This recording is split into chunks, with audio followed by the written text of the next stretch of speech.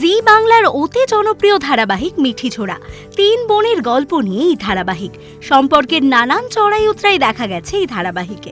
রাইয়ের অনুরোধে সৌর্যকে বিয়ে করেন নীলু। তবে সব মিলিয়ে ধারাবাহিকের চমক দর্শকদের বেশ পছন্দের।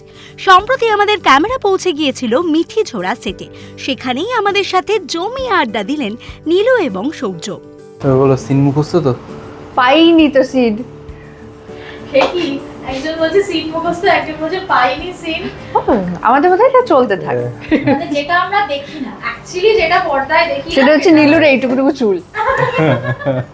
সো এখন আমার নীলুর চুলটা একটু আলাদা রকম ভাবে তৈরি হচ্ছে, তারপর নীলু পুরো নীলু হবে। নীলু পুরো নীলু হবে না, আর হেয়ারটা এখনো হয় এখন হাফ নীলু হয়ে রয়েছে। হ্যাঁ, হাফ নীলু হয়েছে। সৌর্য কপালে ভাঁজ, কি করণীয় হবে তো? ভাজটা কি ভালো কি নাকি খারাপ? মানে অবাকের না বিস্ময়? রাগেও হয় ভাজ আমার।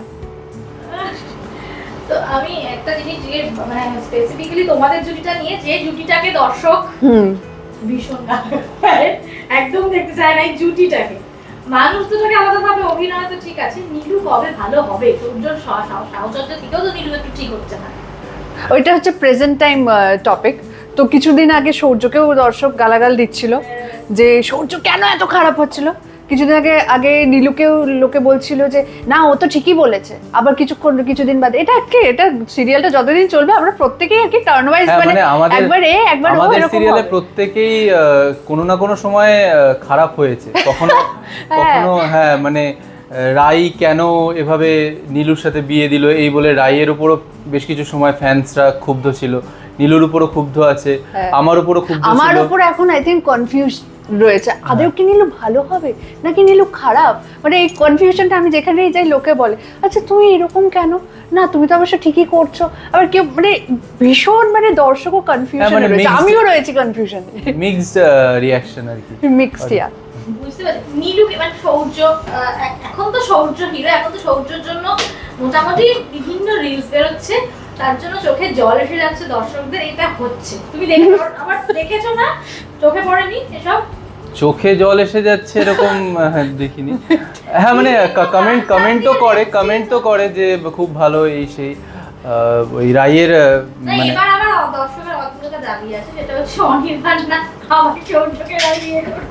হ্যাঁ, আবার ইভেন এটাও বলছে তাহলে নীলু আর অনির্বাণের বিয়ে হয়ে যাক, দুটোই খারাপ, ওদের ভালো মানে একদমই এই সব বলছে। মানে কি বলবো, মানে আমি বুঝতে পারছি না, বাট আমাদের রাইটারের উপর বিশাল একটা প্রেশার রয়েছে, সেইটুকু আমি বুঝতে পারছি।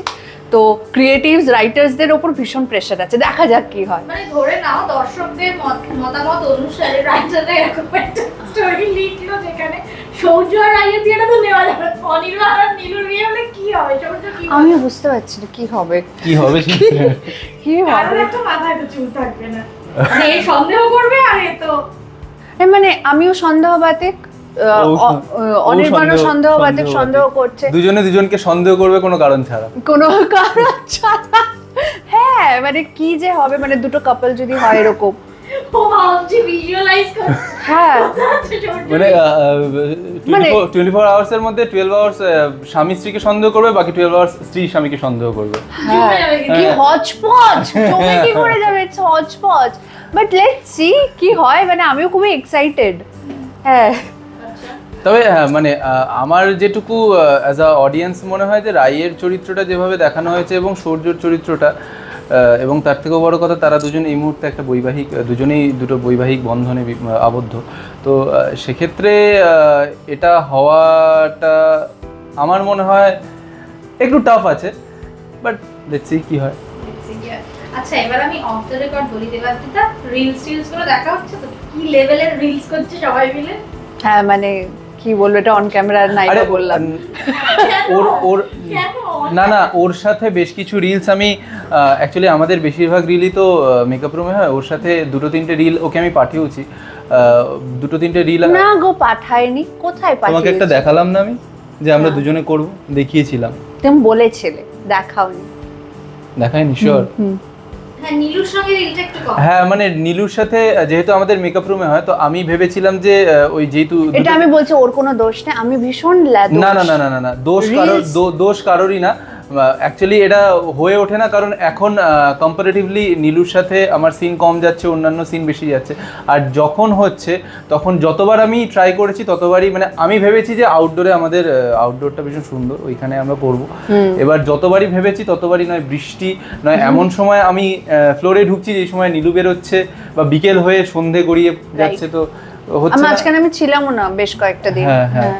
তো ইচ্ছে আছে খুব তাড়াতাড়ি এরকম কিছু একটা রিলে আপনারা আমাদের দুজনকে দেখতে পাবেন। ইয়েস। বেশ। আচ্ছা, সৌর্যকে আমি একটা জিনিস জিজ্ঞেস করতে চাই, মানে ব্যক্তিগত জীবনে বলবো না, মানে বাস্তবে যদি নীলু আর সৌর্য এই জুটিটার সঙ্গে তোমার দেখা হয়, তাহলে তুমি সৌর্যকে কি বলতে চাও আর নীলুকে কি বলতে চাও? মানে ব্যক্তিগত জীবনে আমি বলছি, বাস্তবে। নীলুকে এটাই বলতে চাই যে দেখো, ভালোবাসা প্রকাশের জন্য যে তোমাকে এই ধরনের উপায়গুলোই অবলম্বন করতে হবে তা না। তুমি সৌর্যের সাথে কমিউনিকেশন স্কিলটা একটু ডেভেলপ করো, ওর সাথে কথা বলো, রাদার তুমি নিজের ভেতরে এত কিছু ভাবো, এত না ভেবে তুমি তার সাথে যেটা ভাবছো সেটা নিয়ে ওপেন কথা বলো, কারণ একটা সম্পর্ক স্বাভাবিক হতে গেলে কমিউনিকেশনটা খুব দরকার। তো সেটা যদি না থাকে তাহলে এই সন্দেহ, নিজের মতন করে নিজের মতো ভাবা, ভেবে কিছু একটা করে ফেলা, এগুলো হবে আর ওখান থেকে ভুল হবে। তো কমিউনিকেশন মানে কমিউনিকেট করো তোমার স্বামীর সাথে।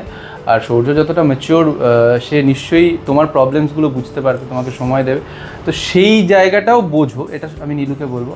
আর সৌর্যকে বলবো যে মানে এখনকার সৌর্যকে মানে এই মুহূর্তে সৌর্য যে পরিস্থিতিতে আছে, বিভিন্ন চরিত্র দেখা যাচ্ছে এই মুহূর্তে। সত্যি এখানে প্রত্যেকেরই কিন্তু হ্যাঁ। কনফিউজিং আছে। তো সৌর্যকে আমি কিছু বলবো না, সৌর্যকে বলবো যে you know what you know, মানে তুমি তো জানো তুমি কি করছো, তো তোমার যেটা বেটার মনে হয় তুমি সেটাই করো। ব্যাপারটার মধ্যে ঢুকে গেছে কিন্তু এইখানে এই সেটটাতে আমি দেখেছি সবাই সবার চরিত্রের মধ্যে অত্যন্তভাবে ঢুকে যায়, স্পেশালি সুমনদা। সুমনদা কিন্তু সুমনদার সব থেকে ভালো হচ্ছে, সুমনদার সাথে আমি মানে সুমনদা যখন টেম্পার সিন থাকে, সুমনদার সাথে আমি ওই আউটডোরে করছিলাম, যখন সুমনদা শুনেছে সন্দেহ করছে, আমার কাছে এসে ফার্স্ট আমাকে চার্জ করছে, প্রত্যেকটা শটের আগে সুমনদা নিজেকে ইনভলভ করছে। স্যার রেডি স্যার, আমি সুমনদাকে বললাম সুমনদা যাই এবার, হ্যাঁ চলো চলো স্যার রেডি। মানে এটা হ্যাঁ, আমিও দেখলাম, আমি সুমনদাকে একটু ডিস্ট্রাক্ট করিনি, কারণ তাতে আর্টিস্ট মানে বিভিন্ন আর্টিস্টের বিভিন্ন স্টাইল থাকে, তো মানে সেই সিনের মধ্যে ঢুকে যাওয়া বা সেটাকে নিজের মতো করে করার। তো আমি দেখলাম যে ওখান থেকে মানে না, আমি মজা করবো না, কারণ এই সিনটা খুব ইম্পর্টেন্ট সিন আর এখানে খুব দরকার এটা। তো কিন্তু আমার ওটা বেশ একটু ফানি লেগেছে। একটু না, সুমনদা ইজ ফানি। আমি সুমনদার একটা ইন্টারভিউ নিয়েছি রিসেন্টলি, তাতে সুমনদা লিটারালি অনির্বাণকে মানে সেভ করছে, মানে অনির্বাণের চরিত্রকে সাপোর্ট করছে কিছু কিছু জায়গায়। আমি অবাক, আমি কি করে হতে পারে, মানে দর্শক হিসাবে সুমনদা এটা দেখতে পছন্দ করে যে রাই আর অনির্বাণ একসাথে থাকে। আহা, রাইকে তো অনির্বাণ ভালোবাসে, ওর ভালোবাসাটা তো বুঝতে হবে, তুমি বোঝো। ভালো তো ডেফিনেটলি বাসে, কিন্তু ওই কমিউনিকেশন হওয়াটা দরকার, না হলে সন্দেহ তৈরি হবে। আমি যা বুঝলাম, সৌর্য খুব ম্যাচিওর প্রেমিক এবং সঙ্গী, আর অনির্বাণ ছড়িয়ে লাট করে, সৌর্য গোটায়, এই হচ্ছে গল্প। সৌর্য ইভেন এখন কি বলে রাই আর অনির্বাণের সম্পর্কটাকেও গুটিয়ে দেওয়ার চেষ্টা করছে, মানে একটা হ্যাঁ সর্ট আউট করে দেওয়ার চেষ্টা করছে। ট্র্যাজিক হিরো হয়ে যাবে কিন্তু, চাতা হচ্ছে ব্যাপারটা। যাই হোক, হ্যাঁ ও দিনে দিনে ট্র্যাজিক হিরো হয়েছে, হিরো হয়ে যাচ্ছে। তো যাই হোক, তো গল্পে অনেক কিছু আসছে, এবং আরো একটা জিনিস আমি ব্যক্তিগত স্তরেও তোমাকে জিজ্ঞেস করবো, যে এখানে দেখানো হচ্ছে যে সৌর্য রাইকে এখন বলছে যে বন্ধু, তারা দুজনে বন্ধু। তো এরকম কোনো একজনের সঙ্গে তোমার সম্পর্ক, এবং সেটা ভেঙে গেলে বন্ধুত্বে টার্ন ওভার করা যায়, বন্ধুত্বে টার্ন ওভার এটা অ্যাকচুয়ালি আমার বিলিভ যে হ্যাঁ বন্ধুত্বটা থাকে, মানে সে যদি রাখতে চায় তাহলে বন্ধুত্বটা থেকে যায়, কারণ বন্ধুত্ব থেকে সম্পর্ক তৈরি হয়, এটা খুব স্বাভাবিক। কিন্তু সম্পর্ক আছে অথচ বন্ধুত্ব নেই, এই সম্পর্কটা দীর্ঘস্থায়ী হয় না। সম্পর্ক ভালো সুস্থ স্বাভাবিক হতে গেলে তার মধ্যে বন্ধুত্ব থাকাটা খুবই দরকার। তো সম্পর্কটা হতে পারে যে দুজনের আন্ডারস্ট্যান্ডেবিলিটির কোথাও কম্প্যাটিবিলিটির কোনো প্রবলেম হচ্ছে, দুজনে মিউচুয়ালি সেপারেট হয়ে গেল, তার মানে এই নয় যে তাদের দুজনের মধ্যে বন্ধুত্বটাও নষ্ট হয়ে গেল। এটা আমি মনে করি না, এটা আমার বিশ্বাস যে এটা হওয়া উচিত নয়।